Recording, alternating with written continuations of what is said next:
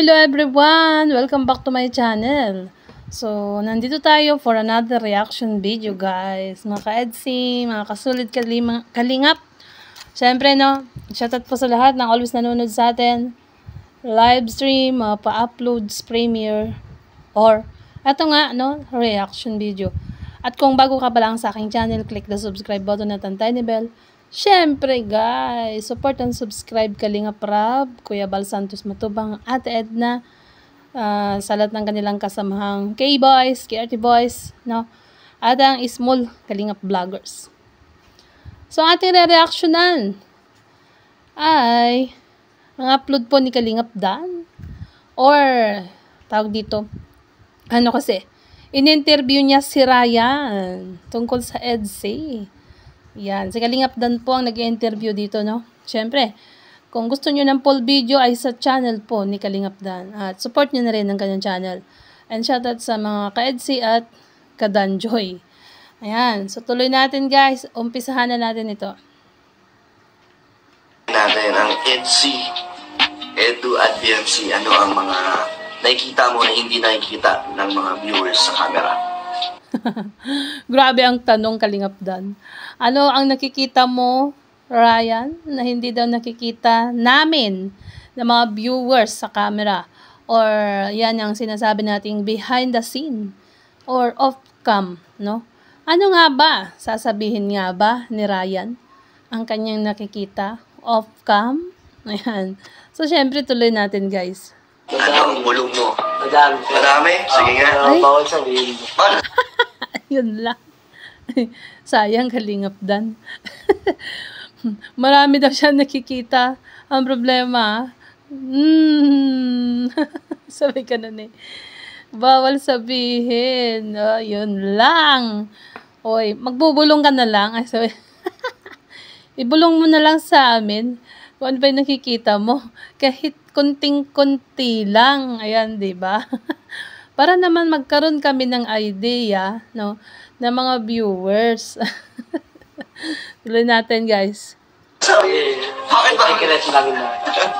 Pero makikita mo naman na close talaga si Yancy at si Edu. Bakit daw bawal sabihin, sabi ni Kalingap Dan.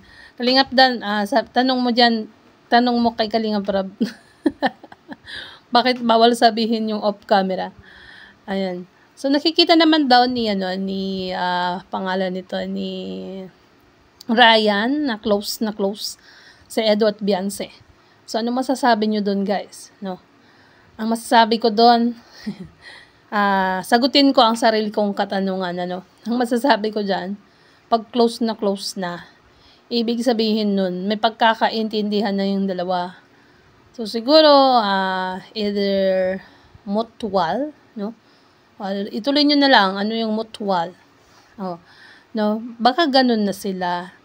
Kasi, kung close na, or yung kaibigan na close, kaibigan close. Joke lang. Tutuloy natin. Baka MU na. Oh, diretso ko na. Wala nang paligoy-ligoy. MU na. Paano close? May Bilog ng camera sa kapa. may ano ba? May sweetness ba? Ang sweet niya pag walang camera. Mas sweet pag walang camera? Ay, grabe na yan. Oh, yung bulong ni Ryan. Mas sweet daw pag walang camera. Ay, wag na lang i-video. Ang problema, di namin nakikita. Hindi namin masisilayan. So, sabi ni Ryan, kung ano yung nakikita natin sa in camera or pag may camera, ay mas sweet, no? Mas sweet pag may camera, walang camera. Siguro kasi pag wala ng camera, hindi na nahihiya si Baby Beyonce na ipakita yung kanyang feelings. Or yung feelings nilang dalawa.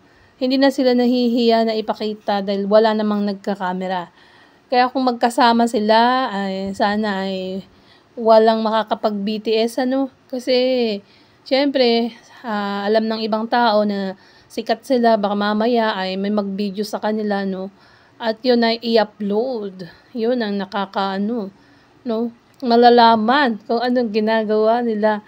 Kagaya ng ibang BTS or off-camera na reaction ko na binidyohan ng ibang Care Voice, no? Kagaya ni J. Brad, yung nagpunta sila kay Mary Joy, di ba guys? Ano yun, behind the camera. Or kung baga ay hindi alam ni Kalingap Edu at Baby Beyonce na may nagbibideo sa kanila. Yan, so tuloy natin. Grabe, bakit? Anong ginagawa nila may walang camera? Bawal nila yun. Kasi yung So nila malalaman yan. mga ano. Sa malalaman na EDC supporters yung mga nakikita mo na hindi nila alam. Sa akin lang yun. Sa akin na yung alam ko bawal. Pero ano na? Sa kanya na lang daw. Wala, hindi mo mapapasagot dyan, Kalingap Dan. Mas maganda pag nag-video ka sa kanya or pag nagtanong ka sa kanya walang camera, malamang sasabihin sa'yo. Pero alam ko naman no, hindi naman ibubulgar yan ni Kalingap Dan kung malaman man niya na ganun nakasweet ang dalawa, ang EDC, no? Ayan. Na-hot seat ka tuloy, Ryan. Tuloy natin. Pero ano talaga, may tingin mo may pag-asa talaga. Meron yun. Talagang malapit na. Lapit na. Uy, guys, may pag-asa. Sa percentage, no? Kung may percentage na yan, talaga may pag-asa na, no? So, more, patience. Maghintay lang po tayo. Huwag kayong, huwag kayong mabagot sa paghihintay. Huwag kayong magsawa, no? Nasuportahan ng EDC, syempre. Ayan, tuloy natin. 99% na? Ay, God. Konti na lang. Ano na lang, parang inaantay na lang sagutin. Grabe, 99%. Pasadong-pasado, guys. Isang puntos na lang, Kalingap Edu. Go, go, go. Isang puntos para sa 100%. Yan, siguro malamang, guys, sa birthday yan ni Baby Beyonce. Or next year, maybe, pag 18 na siya, or di natin, kasi, alam nyo naman, behind the camera is the K. Behind the camera is yun ang kilig, no? Yun, andon ang kilig behind the camera. Nandun ang mga kilig moments. Yung hindi nakikita ng ibang tao dahil alam naman natin, si Kalingap Edu ay isang hindi showy. Hindi po siya showy sa kanyang nararamdaman. Ayan, tuloy. Yan yun na. Piligin ng mga EDC supporters niyan. Sunod naman natin ang So, inaantay na lang daw na maging legal age si Baby Beyonce. Yun ang aking narinig, no? So, malamang guys, next year, no? So, bagay na bagay talaga yung new theme song. New theme song? Bisay ka manday? Yung bagong theme song. Ano ba naman yan? Bulol.